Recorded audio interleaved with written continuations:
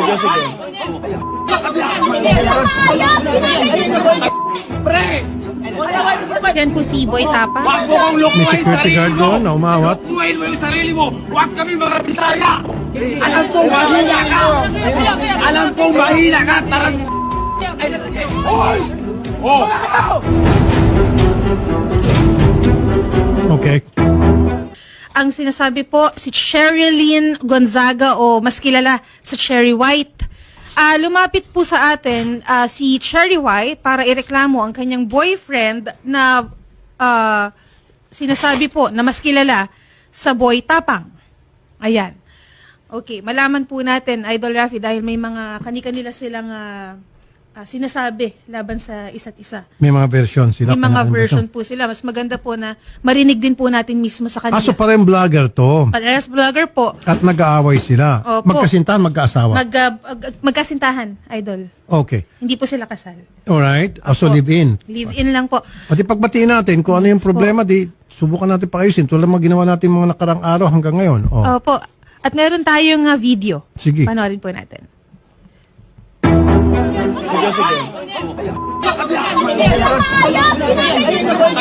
Pre! Yan po si Boy Tapa. Huwag mo kong May lukuhin security sarili guard mo! doon na umawat. Lukuhin mo yung sarili mo! Huwag kami mga Bisaya!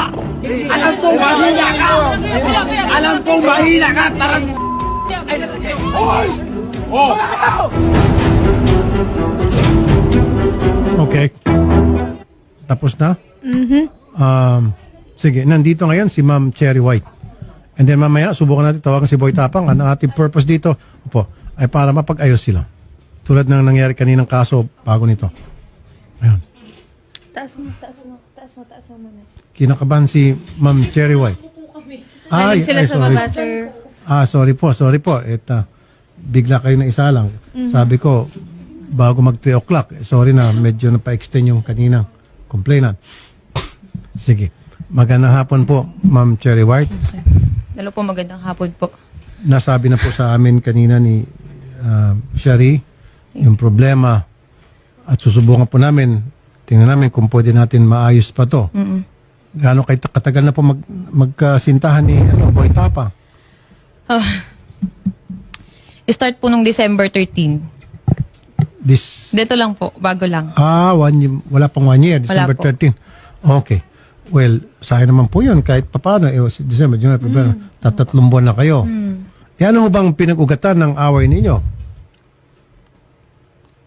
Ito po kasi yun eh. Pinagbintangan ako na nag-hack po daw ako ng Facebook. Nahinak ko daw po yung Facebook, which is nung isang gabi po, akala niya hinak ko yung Facebook niya, pero lahat po ng Facebook nag-log out. Nag-message siya sa akin na ipapatulpo daw po niya ako. Okay. Ngayon, yung conversation na yun, syempre, naaligaga ako. Ngayon, pinost ko. Pinost ko po yung convo na ipapatulpo ko. Tapos, bigla na lang siyang nag-live sa Facebook niya. Nagsalita po siya ng mga kasiraan about sa akin. Katulad po ng walker ako, magulang ko po, adik, may matanda daw po ako. Yun po yung mga sinabi niya sa akin sa live. 1 hour po siyang naka-live. Pero pagkatapos niya, nag-usap na ho ba kayo, ma'am? Hindi po. Okay. Hindi mo natanong sa kanya ba't niya nagawa yon? Wala ba siya yung pagsisisi or pag nag-post later on na bakit niya nagawa yon o hindi ba siya nag-reach out at gusto makipagbati? Wala po eh. Bakit siya pang magpapatulpo Ayun nga po eh. Hindi ko maintindihan bakit ako pa ipapatulpo kasi may ebidensya daw po siya na pinapahack ko yung account niya, yung Facebook niya. Anong ebidensya pong hawak niya? Hindi ko po alam. Nung gabi po yun, lahat yun nag-log out yung Facebook. Pero kung kayo po ay magkasintahan, ba't kinakailan po ay i-hack yung kanyang Hindi ko nga account? po alam. Hindi ko po gawain yun. Pero yan po iba na-explain mo na sa kanya. In-explain ko po, pero sunod-sunod yung rant niya sa akin. Sinasabihan niya pa ako ng bad words na, ulul ka, alam ko ikaw may gawa nito. Pero, nung time na po yun, lahat ng Facebook nag-log out. Okay. At ito naman. ito. Nagkaroon po talaga ng down po. Ang meta po nung araw po na yun. Facebook, Messenger, and Instagram po. Yung po ba, Nag-down po talaga. alam niya at nasabi sa kanya? Hindi ko po alam. Pero nung time na po na yun, sinabi ko sa kanya yun na, paanong hinahack, nagko-content kami dito na na-log out lahat ng Facebook. Sabi niya, ulul ka, ikaw lang gagawa nito, alam ko yung ginagawa mo. Pero ano ang motibo para gawin nyo sa kanya? Hindi nyo ba naipaliwanag sa kanya na ba't ko gagawin yun, ba't kita i-hack? Sir, puro bad words po yung sinabi niya. Ako, kalmado lang. Sabi ko, hindi ko gagawin yan. Nandito po yung conversation sa akin. Pero sa palagay niyo po, bakit niya naisip yun? Marami Siguro naman po pwedeng dahil po pagbintangan. galit siya. Galit siya? Bakit po siya galit Sir, sa inyo? matindi magalit yun, nakakatakot. Kaya nga boy tapang eh. Opo, nakakatakot talaga. Dapat prepared ka na kung nung makipagrelasyon ka sa kanya. Hindi, kaya nga po Alam mo naipag-iwalay dapat na ako eh. Ayaw niya. Ayaw niya. Siguro give it a try. Kasi siyempre ma'am, nung pinasok mo relationship with him, alam mo kung ano yung karakter niya, pagkatao niya. Dapat tanggap mo Sir, niya, nung ready nagkakilala ka. kami, hindi po siya ganun. Sobrang lambing niya. Hmm. Sobrang bait niya. Okay, maganda yung sinabi mo. So, Opo. ano sa tingin mo ang dahilan nung sobrang bait niya, sobrang lambing niya, biglang nag 360 degrees? Sir, selos. Ayun. Yan Selos. sinasabi nila, huwag ka kasing magkaroon ng kasintahang maganda. Oo, di ba? Kasi kung ikaw magkasintahan maganda, talagang marami kang problema dyan. Siyempre, Sir, natural. maganda. Hindi po daw ako maganda. Kasi sinasabi niya sa live, unggoy ka din. Tanggalin mo yung maskara mo. Pangit Kasi na. sir, ritoke daw po yung ilong ko. Wala namang masama kung ritoke. Oh, doon sa mga mga selosa at seloso, wag na kayo magkasintahan ng gwapo at maganda para hindi na kayo magsiselos. Wala nang aligid-aligid. Di ba? So, nagsiselo siya. Baka naman may pagbasihan, ma'am, para maging fair. Baka naman may pagbasihan yung pagsiselos niya. Sir, ito nga pilit kong sinasabi noon sa social media, ilabas mo kung anong dahilan ng hiwalayan natin. Bakit hindi mo malabas? Kasi sir, ayoko magsalita masisira siya. Hindi, pero ma'am, kasi wala siya dito. Subukan natin tawagan. Yung bang, okay, dati malambing siya. Sabi niya, sweet. Sobra. O, Para siyempre, akong prinsesa. tama lang yon. Usually, ganun talaga pag naniligaw. Pag tumagal-tagal na, hindi naman lahat, medyo may pagbabago. Pero, what led to it? Ano po yung mga nagawa mo sa tingin mo sa kanya na para naging ganun po yung kanyang pag-aasal na ngayon sa inyo? Kasi ganito po yan nag-start yan pati dun sa may nagpa-picture sa akin sa Alcoy, sa Cebu. Nag-away po kasi kami that time. Lagi kami nag-aaway. Laging punto selos. Siyempre ako nagselos din ako, pero yung pinagsiselosan ko nasa lugar. Okay. Nasa Ano tama. po yung sa totoo. Cebu? Yung sa Cebu, sir, ganito yan Meron din kasing lumabas sa video po na nakita ko. Pero hindi po siya yung sinaktan ko. Opo. Yung mga kaibigan niya. Sir, dinipensahan ko po kasi yung sarili ko.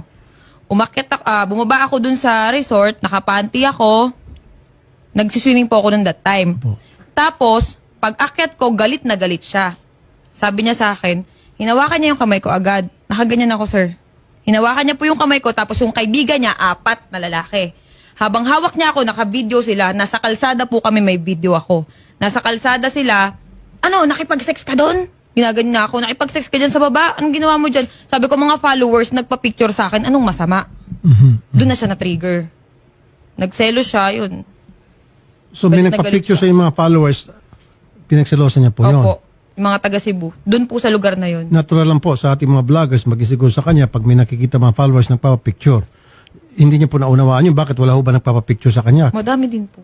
Oh, at ikaw, nagsiselos ka ba pag may nagpapicture sa Hindi kanya? po. Normal po yun pag may nagpa-picture.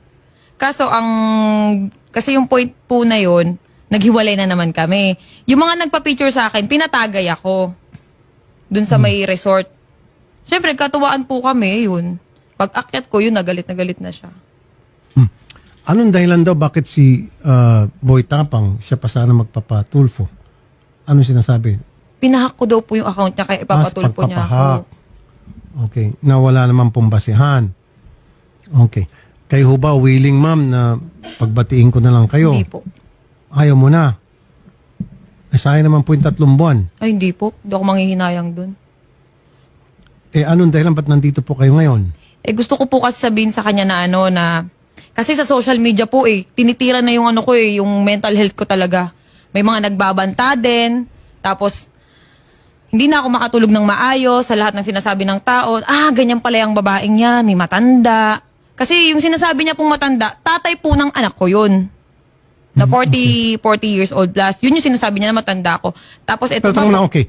Yung ba na isabi mo sa kanya bago kayo nakipagrelasyon sa kanya na ako ay merong anak at ang tatay nito ay alam niya 40 years po old? yun. Okay, so dapat hindi niya na sinisingil siya yon. Dineklara niya yun sa kanya. Okay. So ano pa po yung kanyang hinaing? Sa social media, yung mga luxury bag ko daw po ay galing sa sugar daddy. Yun yung sinasabi niya. Na pinost ko, galing po yun sa sarili kong pinagpaguran yun. Yun yung kasi may mga nagko-comment sa akin, yung bag mo galing naman yun sa sugar daddy mo. Siyempre, nasasaktan ako, sir. Yung mga ganun na, nadadamay din po yung anak ko sa mga comment. Kaya sabi ko, hindi po ako sumagot sa Facebook. Gusto ko, daanin na lang namin sa... Okay.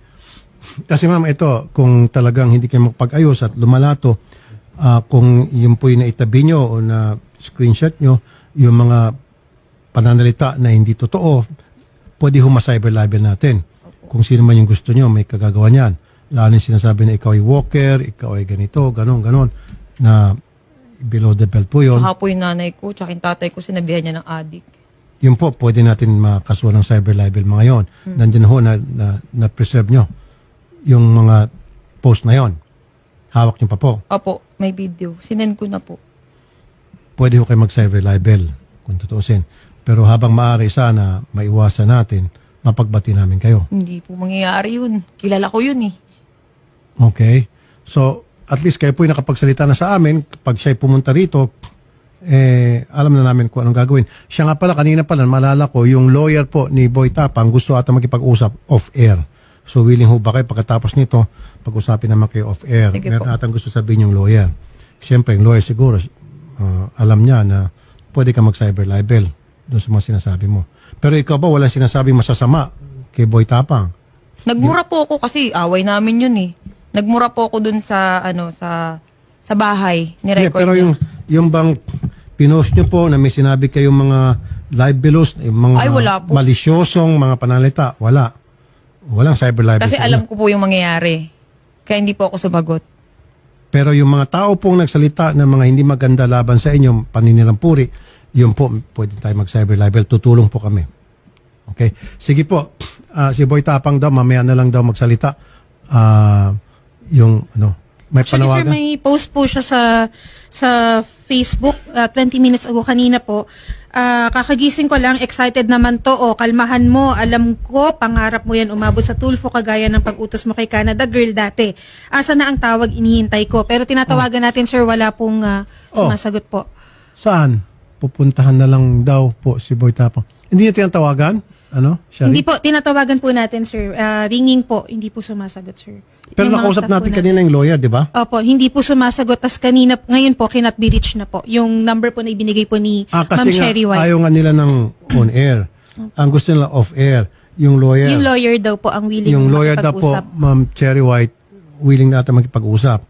So mas maganda kung lawyer, alam niya na anong pwede mangyari base doon sa mga sinabi mo na mga post. Actually, Sir Rapi, meron din po akong lawyer.